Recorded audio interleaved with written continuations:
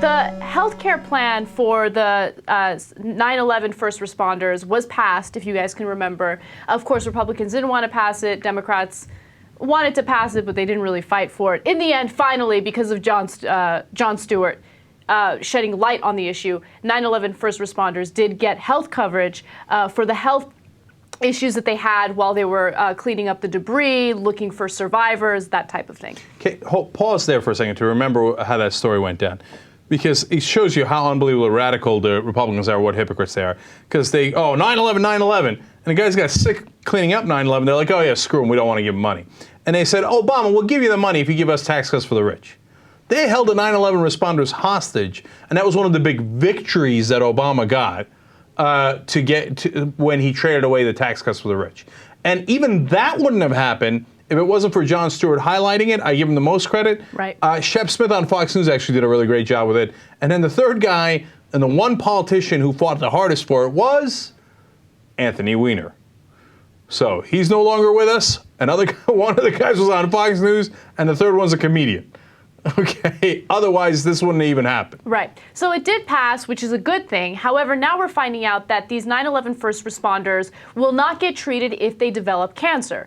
Now, this was the main reason why this type of legislation passed in the first place, or at least I thought. Now, of course, the 9/11 first responders are cleaning up the debris. They weren't given protective masks, so they kept breathing in all of this harmful debris and all these toxins. And as a result, some of them developed lung cancer, some of them developed bone marrow cancer, right? So now what they're saying is, look, we're not going to treat them and we're not going to cover them if they have cancer because there's no causal relationship. We haven't found a causal link yet. Yeah. Look, I got mixed feelings on this, to be honest, because on the one hand, I say, look, you need evidence, right? So what if they said, oh, I'm balding? And I don't mean to minimize it like that. Cancer is incredibly serious, and a lot of causal links have been shown with really, really serious illnesses around 9/11, right? But if you can't connect it to, I get why they might not want to fund it. And also keep in mind, Anna, hold on.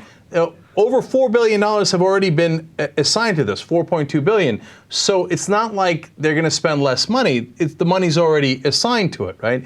Now, having said that, when you read some of the cases, you're like, okay. Really? It's not connected? Yeah, okay. Here's how much I care about the scientific evidence in this case. Zero. Oh. These people put their lives on the line. These are police officers. These are firefighters. These are people who risk their own lives to help victims of 9/11. Okay, some of them died, some of them developed cancer, some of them have other health issues, right? I don't care about the scientific data in this case, okay? These are American heroes in my eyes, and they should be taken care of by our federal government. That's the way I see it, okay? And by the way, the cancers that they're developing are extremely rare. These bone marrow cancers are so rare that doctors are saying, no, this isn't something that happens all the time. So many of these people who are 9/11 first responders develop this bone marrow cancer. So whether or not there's a scientific study that shows the cause in a very clear and concise way, it doesn't matter. It's obvious.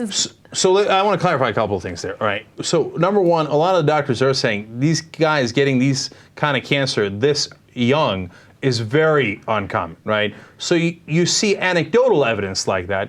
And what Anna's saying is not caring about the scientific evidence, not overall, but within the time frame that we have, right? So are we going to do a 10-year, 20-year study to find it's too late, then the guys are dead, right? And here's my overall point. Is I said I had mixed feelings on it, but my overall conclusion is, look, even if we get it slightly wrong and we pay for some of the cancer treatment that we, quote unquote, shouldn't have paid for, what's the big harm, right? I mean, these guys stepped up and they got cancer. There's decent evidence, even if one doctor who was the head of the study is not convinced, there's decent evidence that they got the cancer because of this.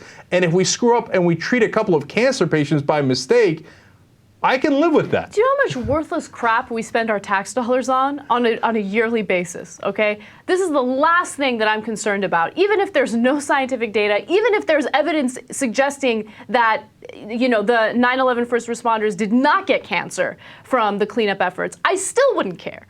I really wouldn't. And maybe that makes me extreme in this case, and maybe that makes me radical in this case. But I don't know. That's the way I feel about it. I have absolutely no problem knowing that some of my tax dollars went toward this.